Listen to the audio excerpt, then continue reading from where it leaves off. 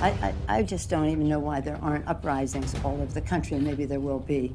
People need to start taking to the streets. This is a dictator. You know, there needs to be unrest in the streets for as long as there's unrest in our lives. Enemies of the state. Show me where it says that protests are supposed to be polite and peaceful.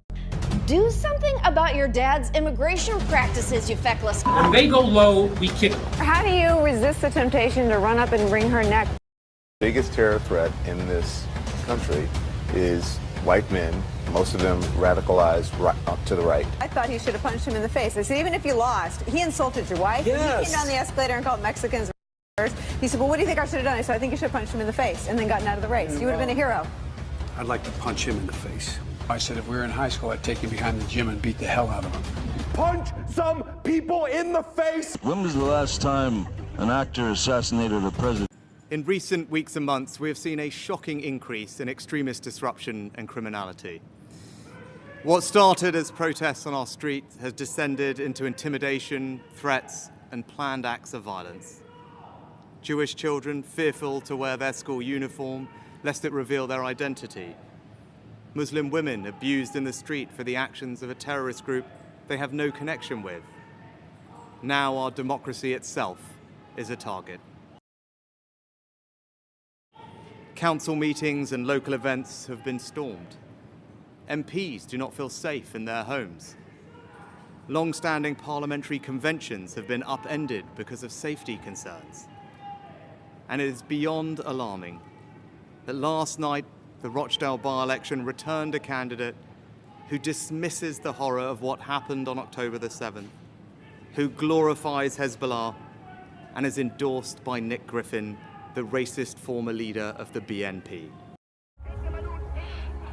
This woke movement was not started grassroots. This is a top-down phenomenon.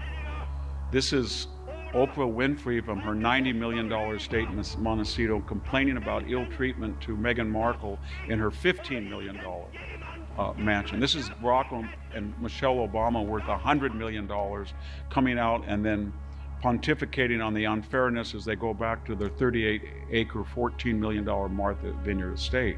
I could go on, but you get the picture. The BLM founder, Phyllis Queller, she's on house number 4 in Topanga Canyon. And Ta-Nehisi Coates, sort of the godfather, the great guru of wokeism, he's making a fortune writing comic books and comic book screenplays for Hollywood. These are not revolutionaries out on the barricade. Professor Kendi, if you want to hear him, it's $20,000, $333 a minute for his advice about how you must be racist to stop racism and you must discriminate to stop discrimination. This is an elite-driven drive for the spoils of America, camouflaged as if America is culpable.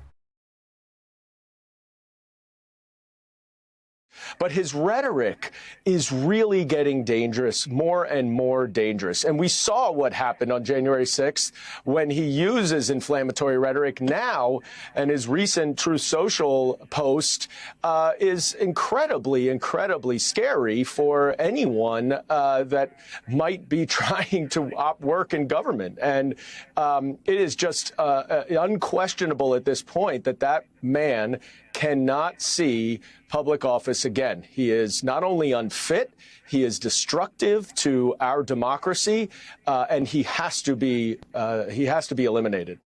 Of course, Trump is a Nazi time again. Let's deal with Hitler, okay? I don't think it's hyperbolic to say that. I mean, that is Mussolini, Hitler-like language. Trump's affinity for Hitler was always covered under an umbrella of his stupidity. Echoing Hitler's words.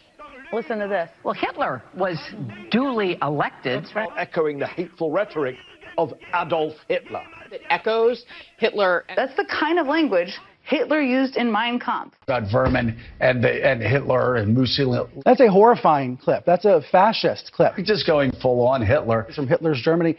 We just need to say, for the record, that the term vermin was really effectively used by Adolf Hitler. Echo dictators like Hitler. With language evoking authoritarian figures like Adolf Hitler. Donald Trump parroted the autocratic language of Adolf Hitler. Talk about the brilliance of Hitler's generals. Ukraine will become a member of NATO. Our purpose at the summit is to help build a bridge to that membership. and to create a clear pathway for Ukraine moving forward. Having local police guard access to those rooftops. So that was a huge security lapse. The fact that they had a sniper with a rifle and a scope pointed in the direction of the shooter, and yet they did not tell former President Donald Trump to leave the stage. People in the audience, there's video of people in the audience pointing to the shooter, trying to get the attention of the police and the Secret Service.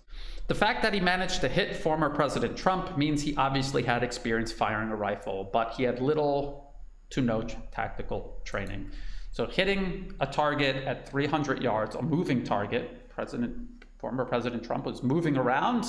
You could see the flag waving in the wind. It was very windy. The fact that he got so close tells me that he had a lot of experience firing that weapon. If security lapses were intentional, that's a big if it turns out these security lapses were intentional, I wouldn't be surprised if he was approached by someone like the FBI, walked through the whole process like many subpar terror suspects.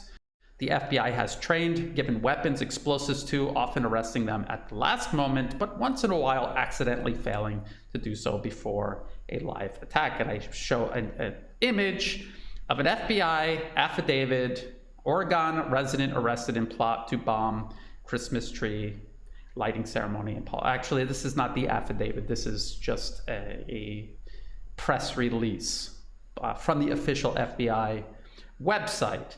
And so I remember this because I covered this extensively. This was in 2010. It was the Christmas tree bomber in Portland, Oregon. The mayor of Portland refused to join the joint terrorist task force that the FBI had set up. So the FBI engineered this terror attack to humiliate him and force him to join the joint task force. And so what happened was they approached this mentally unstable individual. They walked him through the whole process. And if you read this press release, the FBI themselves admit Mohammed and the undercover FBI operatives traveled to a remote location in Lincoln County, Oregon, where they detonated a bomb concealed in a backpack as a trial run. So they were training this individual to use real explosives. They actually used real explosives in trial runs. People might remember this all the way from 1993. New York Times bomb informers tapes give rare glimpse of FBI dealings. If you read this article and then you listen to the tapes of this Egyptian military officer who served as knowingly served as an informant to the FBI, he was helping these terror suspects build a live bomb under the instruction and with the assistance of the FBI. They were supposed to foil the bombing before it happened. But as we all know, the bombing went live. The bomb detonated, people were killed. There was significant damage to the World Trade Center. It was cited as an example of a growing terrorist problem, but from A to Z, it was an FBI operation. It was a sting operation, entrapment, some people would call it. There will be a praying president, not a religious one. For I will fool the people, says the Lord. I will fool the people. Yes, I will. And they shall say, but now there is a second president. How can we have two presidents? An unusual thing, isn't it, says the Spirit of the Lord. Why would it be that one with a double mind would stand up and face the people?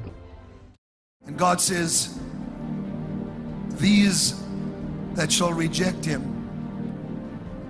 shall be shocked at how he takes the giant down. Now hear me please. The giant of death, the giants that have come, the brothers of Goliath, stand in glee watching America. We will cripple you. You will lose your credit. But God said, watch. I said 20,000. Look not to Wall Street, however, observe. And they shall say, what is your plan for this giant?